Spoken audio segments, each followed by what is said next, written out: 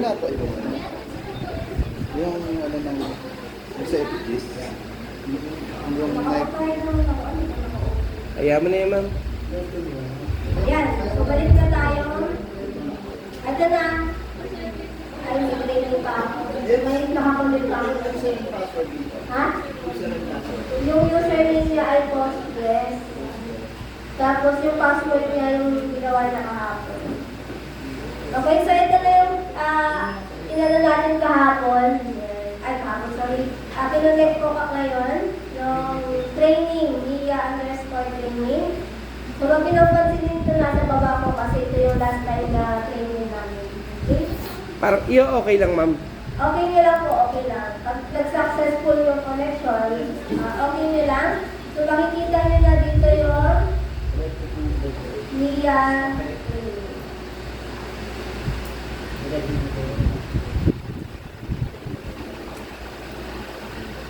Okay, so, kung meron, Yun, nakakonect na ako. kung connected na tayo, dito sa ating database, nagkaroon kayo ng database, ano? Tama po ba? Database menu, tama?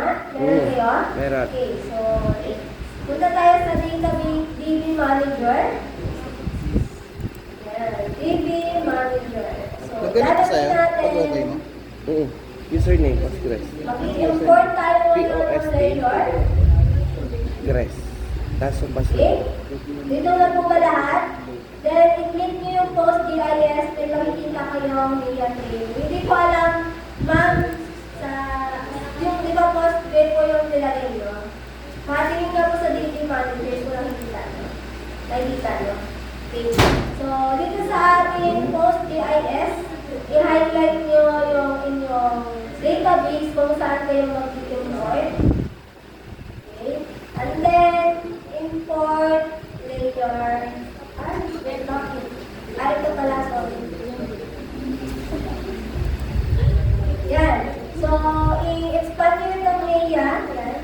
Ayun, sorry. Hindi pala layer sa inyo. Ano po nakapangalan ko? Akin ay, ano, Buhero. Ano yan din? Okay. Dito. Yan. So, i-ano nyo yan, no? Ang gawin nyo, i-highlight nyo yan. And then, pwede na tayong mag-import ng file. Click nyo yung import. Sa ating input, no, ang gagawin natin, i-browse na lang natin siya kung ano yung ilalagay natin. So, punta tayo sa ating training data. Anong meron dito na pwede natin i-import?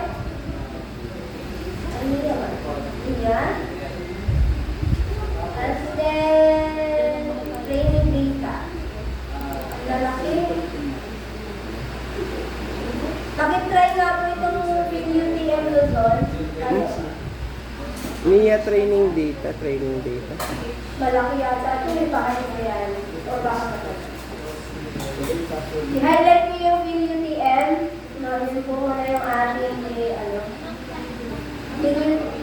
sa training data natin. Yung pinigay natin sa inyo ng training data, nasa NIA training data. Dito po sa NIA, yung binigyan po namin training data kahapon, Anong file lang, ma'am? S3 lang? Shape file lang? sa yung UTM, yung SHP. I-try natin, no? Kung kaya i-import kasi medyo maraming records to. Open. Then, open. Ano, ma'am?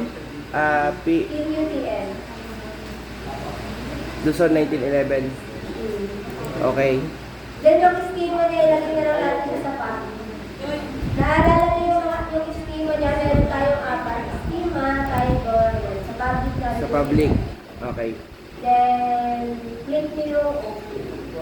Tignan natin, no? Error 2. Oo, sabi lang natin. Malaki kasi yan, eh.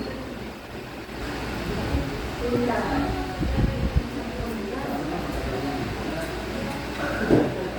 Naalala niyo yung inyong basic training? May mga training data pa kayo doon? Meron. So, naalala mo meron kayong dinigitize? Ay, error na sa akin. Tignan nga natin kung kaya. Okay, punta tayo sa basic training natin. Okay.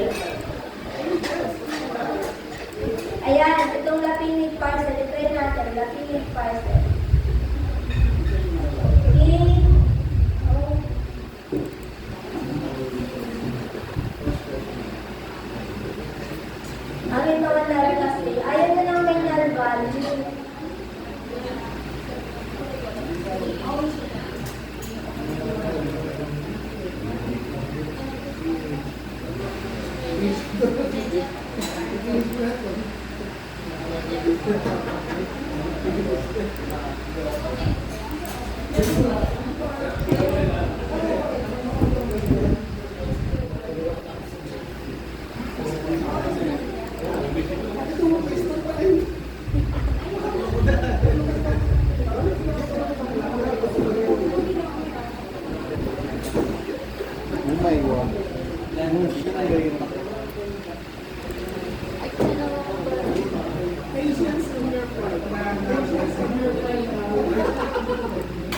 Ayaw niya lang yung mga lalaki.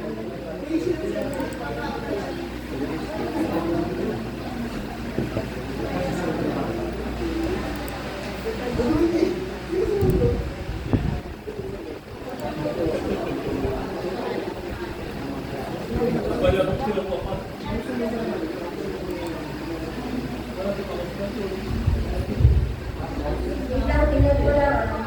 Tingnan na ako nakita.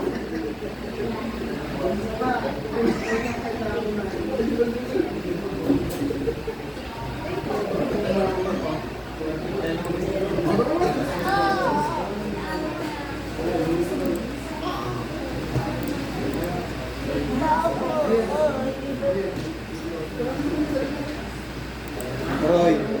Okay. Lalagay ako ng information na. Ayaw niya kasi nang meron siyang value.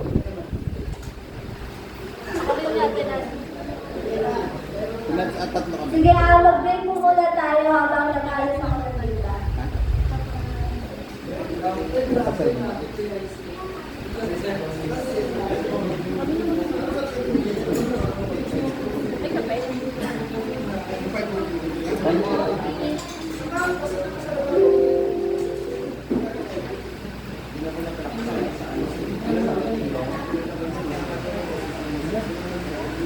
Dadalhin daw dito. Dadalhin nga daw. Yung iba ma'am, yung stalling pa lang.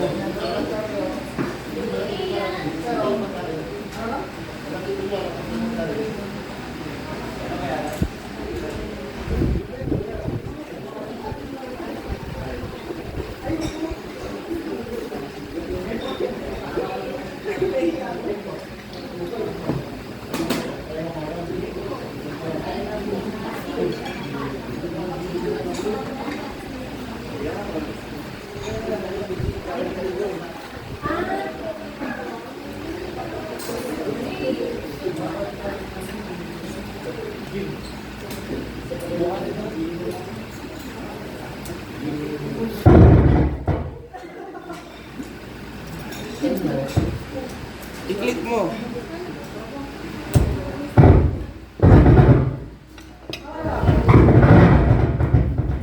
Batan mo, Jerome, ng ano, ibang